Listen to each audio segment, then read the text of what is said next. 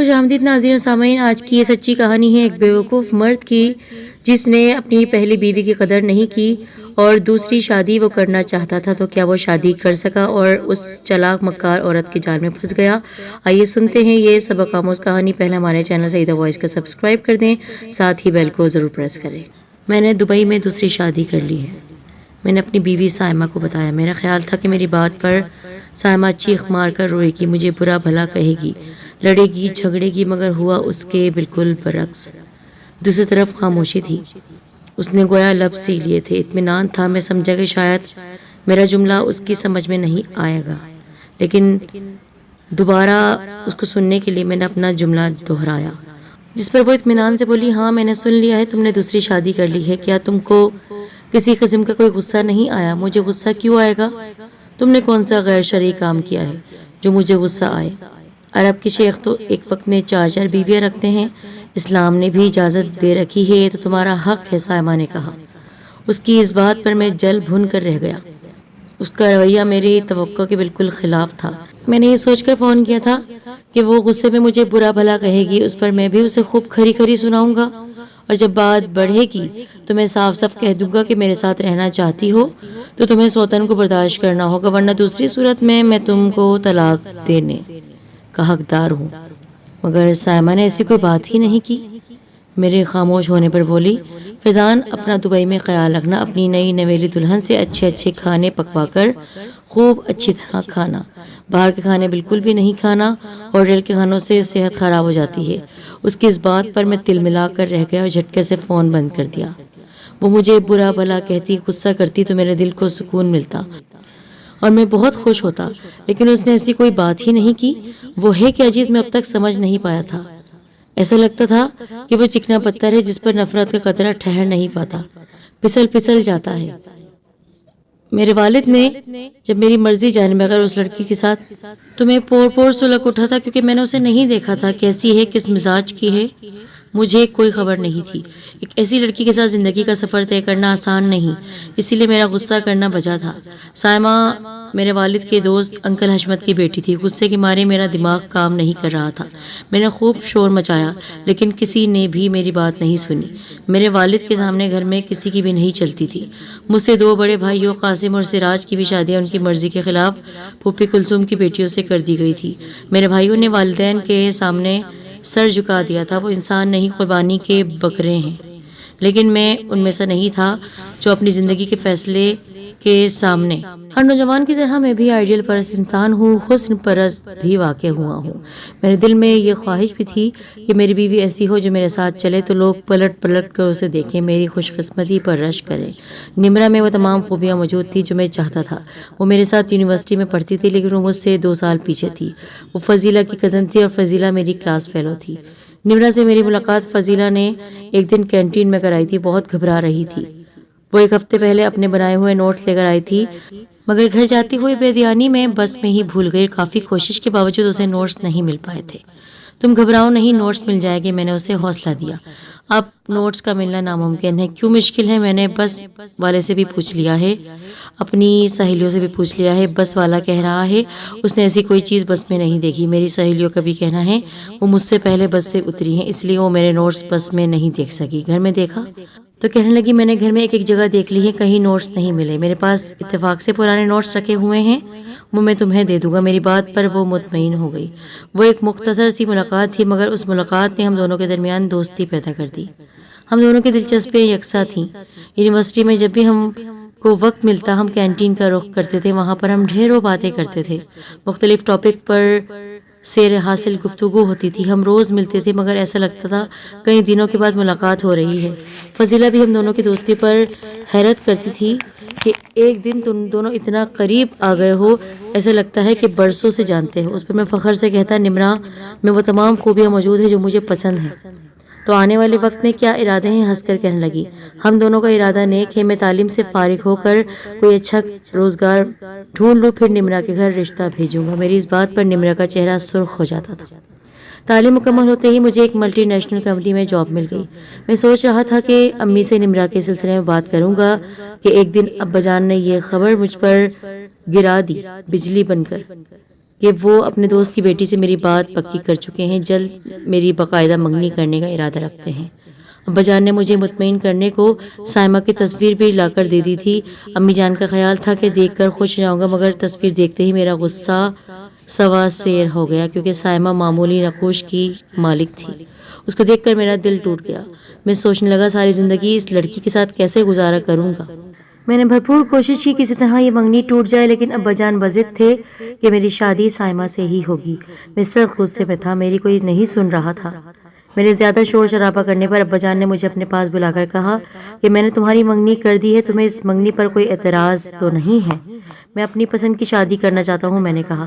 پسند کی شادی میرے باپ نے میری نہیں ہونے دی تھی۔ میں جس لڑکی کو پسند کرتا تھا اس کے خاندان والے میرے والد کو پسند نہیں کرتے تھے۔ میں نے بہت سمجھایا کہ مجھے شادی خاندان سے نہیں لڑکی سے کرنی ہے، مگر وہ نہیں مانے اور تمہاری امی کو زبردستی میرا ہمسفر بنا دیا۔ اس وقت مجھے بھی بہت غصہ آیا تھا، مگر بعد کے حالات نے بتایا کہ ابو کا فیصلہ صحیح تھا۔ بڑوں کے پاس تجربے کی دولت ہوتی ہے۔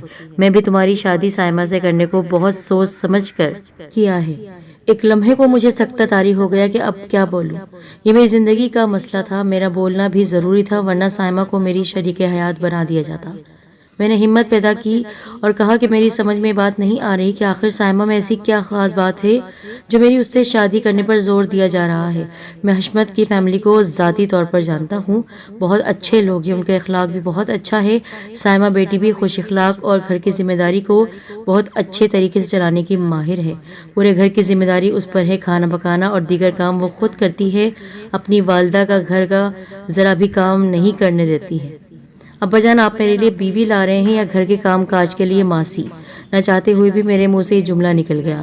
میری بات پر ابا جان شدید غصے میں آ گئے، ان کا چہرہ سرخ ہو گیا۔ برخوردار تم جذبات کے مجبور ہو کر عقل سے محروم ہو چکے ہو، تمہیں پتا ہے تم کس سے بات کر رہے ہو؟ ہمارے دور میں کسی لڑکے میں اتنی جرت نہیں ہوتی تھی کہ وہ اپنے بڑوں سے ایسی بات کر لے۔ پھر کیا کروں ابا جان، میں کسی صورت میں اس لڑکی سے شادی نہیں کرنا چاہتا، اس لیے میرے منہ سے یہ بات نکل گئی۔ اپنی زبان پر قابو پانا سیکھو، زبان سے بڑے بڑے مسائل پیدا ہو جاتے ہیں اور زبان کی مٹھاس سے بڑے بڑے مسائل منٹوں میں حل ہو جاتے ہیں۔ تمہیں ابھی بڑی زندگی گزارنی ہے، میں نے تمہیں پال پوس کر جوان اسی لیے نہیں کیا کہ تم اپنی مرضی ہم پر مسلط کرو۔ گھر کے ہر فرد کو سائمہ پسند ہے اور تم ہو کہ اس میں کیڑے نکال رہے ہو۔ ابا جان شادی مجھے کرنی ہے، اس لیے میں اتنا شور کر رہا ہوں، ورنہ دوسروں کی طرح میں بھی خاموش رہتا۔ فیضان اس گھر میں جسے بھی رہنا ہے اسے اس گھر کے بڑوں کے فیصلے ماننا پڑیں گے۔ جو بڑوں کا کہنا نہیں مانے گا اسے اس گھر میں رہنے کا کوئی اختیار یا حق حاصل نہیں ہے، اپنے رہنے کے لیے کوئی ٹھکانہ تلاش کر لے۔ ابا جان نے اپنا فیصلہ سنا دیا۔ ابا جان کی بات سن کر مجھے بہت سخت غصہ آیا تھا۔ دوسرے دن میں نے نمرا سے ملاقات کرنے کو اسے ریسٹورنٹ میں بلایا۔ میرے چہرے سے جھلکتا ہوا غصہ دیکھ کر کہنے لگی، فیضان تمہاری طبیعت تو ٹھیک ہے نا؟ بہت غصے میں دکھائی دے رہے ہو، بات ہی ایسی ہے۔ میرے والد صاحب میری شادی کہیں اور کرنا چاہتے ہیں، مگر میں ہرگز وہاں شادی نہیں کروں گا۔ تو پھر کہاں کرو گے؟ میری شادی صرف تم سے ہوگی، ورنہ کہیں نہیں ہوگی۔ فیضان شادی انسان کی زندگی کا اہم ترین فیصلہ ہے۔ تمہارے گھر والے مجھے قبول نہیں کریں گے اور تم سے میں شادی کروں گی تو میرے گھر والے مجھے چھوڑ دیں گے۔ تو آج صاف صاف تمہیں کہہ رہی ہوں کہ اس شادی وادی کے چکر میں مت پڑو، جو تمہارے والد صاحب کہہ رہے ہیں وہی تم کرو۔ کیا تم یہ بات کر رہی ہو نمرا؟ تمہیں مجھ سے محبت ہے نا؟ ہاں محبت ہے، لیکن میں اس گھر کی بہو بننا چاہتی ہوں جس کے گھر والے مجھے عزت دے، احترام دے، اور تمہارے گھر والے مجھے قطعی پسند نہیں کرتے ہیں۔ اور یوں نمرا کے پیچھے ہٹنے پر اور والد صاحب کی ضد پر میں نے سائمہ سے شادی کر لی۔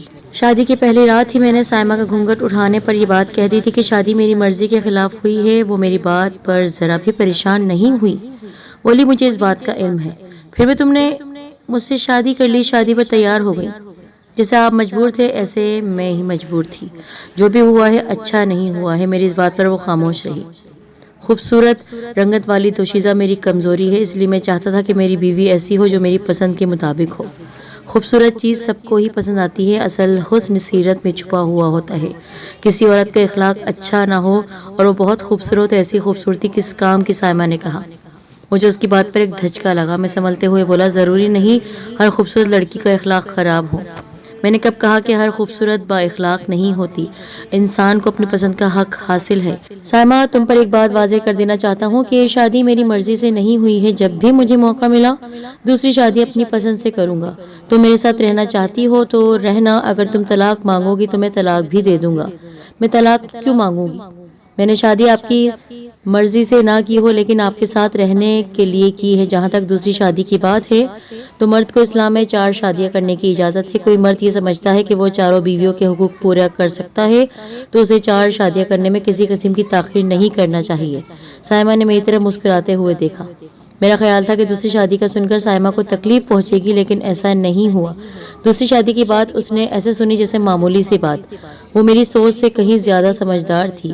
وہ یہ سوچ رہی تھی کہ ہر مرد کی طرح میں ایسے ہی کہہ رہا ہوں دوسری شادی نہیں کروں گا۔ خوش آمدید ناظرین، میرے تو ارمانوں کا خون ہوا تھا۔ میں نے یہ دل میں پکا ارادہ کر لیا تھا کہ ہر صورت میں دوسری شادی کر کے رہوں گا۔ شادی کی رات شوہر ایسی بات کرتا ہے کہ بیوی کے دل میں خوشی داخل ہو، اور میں نے ساری رات تھوڑی تھوڑی دیر کے وقفے سے بڑی تلخ باتیں کی، مگر مجال ہے اس کے چہرے پر کسی قسم کا غصہ یا پچھتاوا آیا ہو۔ وہ میری باتوں کو ایسے سہ گئی جیسے میں نے اسے لطیفے سنائے ہوں۔ میری شادی کو 1 سال کا عرصہ بیت گیا۔ میں معمولی سی بات پر اس سے الجھتا، بات بات پر طنز کرتا، کبھی اس کی صورت کو خراب بتاتا، کبھی خرچہ کم دیتا۔ وہ پھر بھی مجھ سے خوش اور مطمئن تھی۔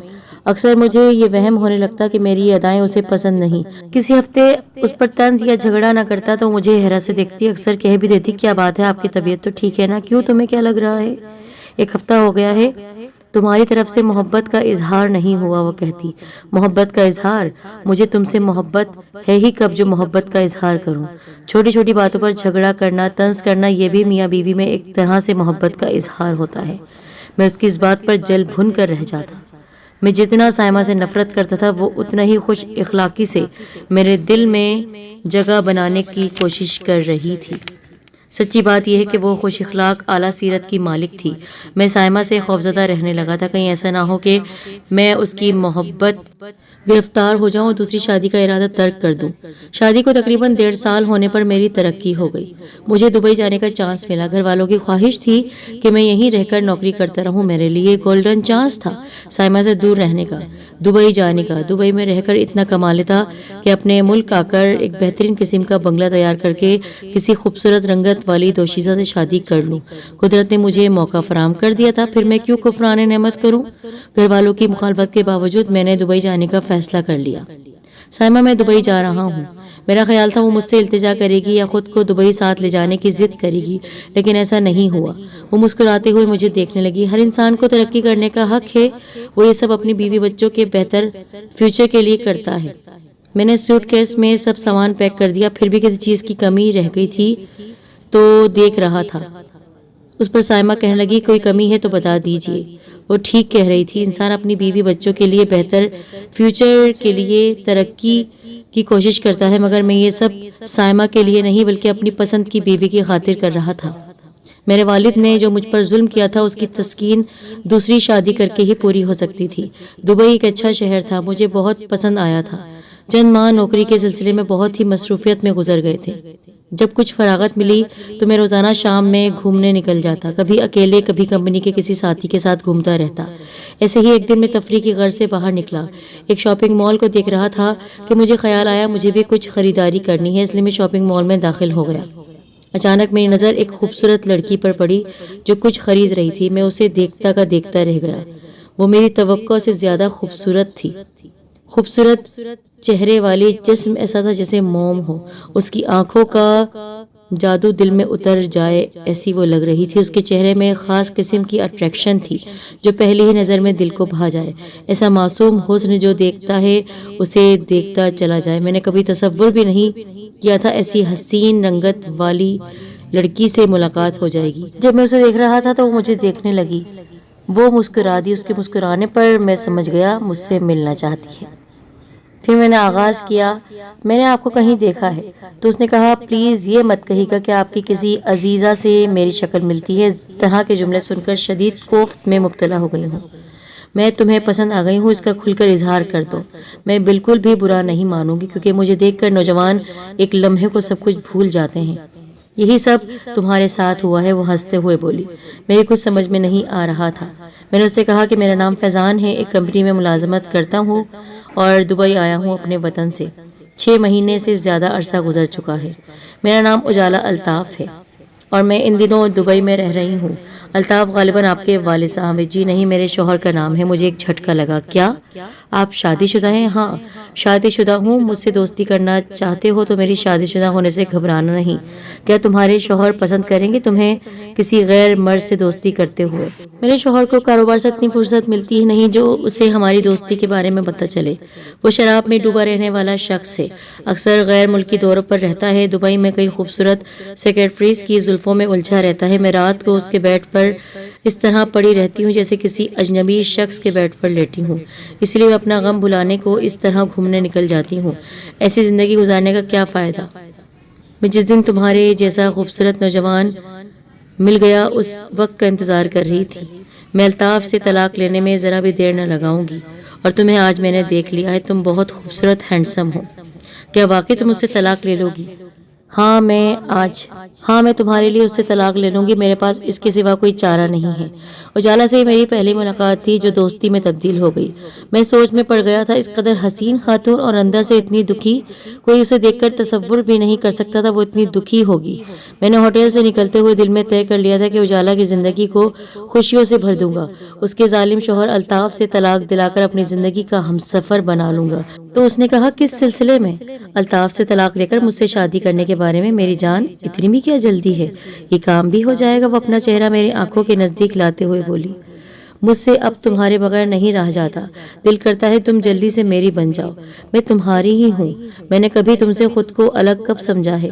تمہاری یہ بات بالکل صحیح ہے، مجھ سے اب صبر نہیں ہوتا، میں جلد سے جلد تمہیں اپنا بنا لینا چاہتا ہوں۔ اجالا زور سے ہنسی اور میری طرف دیکھتے ہوئے بولی، تم نے مجھے پا لیا ہے، پھر بھی پانے کی بات کر رہے ہو؟ میں تم سے اب نکاح کرنا چاہتا ہوں۔ تم سے زیادہ مجھے پانے کی آرزو ہے تمہیں، ایسی مجبوریاں ہیں لیکن ابھی جن کے سبب ایسا ممکن نہیں ہے۔ میرے شوہر الطاف بڑے بزنس مین ہیں، وہ مجھے اتنی آسانی سے طلاق نہیں دیں گے۔ طلاق حاصل کرنے کو مجھے ایسا ماحول پیدا کرنا ہوگا کہ وہ مجھے طلاق دینے پر مجبور ہو جائیں۔ اجالا کی بات میں وزن تھا، اس لیے میں نے اجالا پر طلاق لینے کو زیادہ زور دینا مناسب نہ سمجھا۔ میری بات کو طویل نہ کرنا تھا مجھے، اس لیے اب اسے میں اپنی باہوں میں لے چکا تھا۔ ایک دن جب اجالا نے مجھے بتایا کہ اس نے گھر میں ایسا ماحول پیدا کر دیا ہے کہ بس چند دنوں میں ہی الطاف اسے طلاق دے دے گا، مجھے خوش دیکھ کر وہ بہت خوش ہو گئی۔ اجالا کچھ دیر مجھ سے باتیں کر کے چلے گئی۔ اجالا کی دی ہوئی خوشی ہضم نہیں ہو رہی تھی، گو کہ میری اس سے شادی نہیں ہوئی تھی لیکن مجھے میری آئیڈیل مل گئی تھی۔ اس نے الطاف سے طلاق لینے کا سگنل دے دیا تھا۔ پر یہ کیا؟ 2 ماہ گزرنے پر مجھے تشویش ہوئی۔ اجالا نے مجھے ابھی تک طلاق لینے کے بارے میں خوشخبری سے آگاہ نہیں کیا تھا۔ ایک دن جب اجالا مجھ سے ملنے آئی تو میں نے اس سے پوچھا تو وہ اداس ہو گئی۔ فیضان، میں جس کام کو آسان سمجھ رہی تھی وہ کام اتنا آسان نہیں ہے۔ میں پوری کوشش کر رہی ہوں کسی طرح الطاف طلاق دے دے، مگر وہ طلاق دینے کو آمادہ نہیں ہے۔ اجالا، کچھ کرو، اپنے شوہر سے طلاق لو، میں تمہارے بغیر نہیں رہ سکتا ہوں۔ وہ کہنے لگی، میں کوشش کر رہی ہوں، اور وہاں سے چلی گئی۔ ایک روز میں اخبار پڑھ رہا تھا، ایک خبر مجھ پر بجلی بن کر گری اور میں ہل گیا۔ خبر ہی ایسی تھی، اخبار میں اجالا کے کار ایکسیڈنٹ میں فوت ہو جانے کی خبر تھی۔ میں سمجھ گیا یہ حادثہ نہیں بلکہ ایک سوچے سمجھے منصوبے کے تحت ہوا ہے۔ اس کے شوہر الطاف نے اسے قتل کیا ہے۔ اخبار میں چھپی خبر کو پڑھ کر میں خاصی دیر تک سکتے میں رہا۔ ذہن تھا کہ اس خبر کو قبول کرنے کو تیار نہیں تھا، میرے ماننے یا نہ ماننے سے فرق نہیں پڑتا تھا۔ اور پھر سائمہ کی قربت میں یہ بھی بھول گیا کہ اجالا نام کی کوئی لڑکی میری زندگی میں آئی تھی، کیونکہ اب دبئی میں میرا دل نہیں لگتا۔ سائمہ نے مجھے حوصلہ دیا اور کہا کہ میں جانتی تھی تم ضرور واپس لوٹ کر آؤ گے۔ میں اس کے چہرے کو دیکھ رہا تھا، کتنی صابر شاکر ہے یہ لڑکی۔ میں نے کیا کچھ نہیں کیا اس کے ساتھ، پھر بھی یہ اب تک مجھ سے محبت کرتی ہے۔ زندگی کے کئی سال بیت چکے تھے، میں سائمہ کے ساتھ اب زندگی گزار رہا تھا۔ گو کہ وہ میری آئیڈیل نہیں تھی لیکن میری حقیقی ہمسفر وہ نکلی تھی۔ اب میں بڑھاپے میں داخل ہو چکا ہوں، مجھ میں وہ جوش اور ولولہ جذباتی پن ٹھنڈا ہو چکا ہے۔ میں جوانی میں سمجھ رہا تھا کہ میرے والد نے میرے ساتھ اچھا نہیں کیا، مگر میں اب سمجھتا ہوں کہ ان کا انتخاب اچھا تھا۔ سائمہ میری اچھی شریک حیات ثابت ہوئی۔ نمرا نے کورٹ میرج نہ کر کے اس وقت درست فیصلہ کیا تھا، ورنہ آج وہ ایک اچھے خاندان کی بہو کی حیثیت سے زندگی گزار نہیں رہی ہوتی۔ مجھ سے جذبات میں آ کر مقام حاصل نہیں کر سکتی تھی وہ جو آج اسے حاصل تھا۔ اور پھر ایک دن اجالا کی بھی محبت میرے دل سے یوں نکل گئی کہ اس کے شوہر الطاف کی موت کی خبر جب اخبار میں چھپی اور لکھا ہوا تھا کہ الطاف نے اپنی بیوی کو مارا تھا، یعنی زندگی کے راز کھل چکے تھے اور بیوی کو اس لیے مارا تھا کہ وہ امانت میں خیانت کر رہی تھی۔ وہ دراصل اس سے طلاق نہیں لینا چاہتی تھی، بلکہ اس کو نیچا دکھانے کے لیے اس نے مجھے پھنسایا تھا۔ وہ مجھ سے محبت نہیں کرتی تھی، وہ سب کچھ الطاف کے پیسوں کے لیے کر رہی تھی، پیسے حاصل کرنا چاہتی تھی۔ جس عورت کے کئی آشنا ہو وہ بھلا ایک شخص کے ساتھ کیسے نباہ کر سکتی تھی؟ شادی کر لینے پر وہ مجھے بھی دھوکہ دیتی رہتی اور میں اس کے ہاتھوں دھوکہ کھاتا رہتا۔ یہ شاید میری بیوی اور والدین کی دعاؤں کا نتیجہ تھا کہ میں اجالا کے دھوکے میں آنے سے محفوظ رہا۔ میری اب یہ کوشش ہے کہ اپنے باپ کی طرح بچوں کی شادی کے معاملے میں اچھا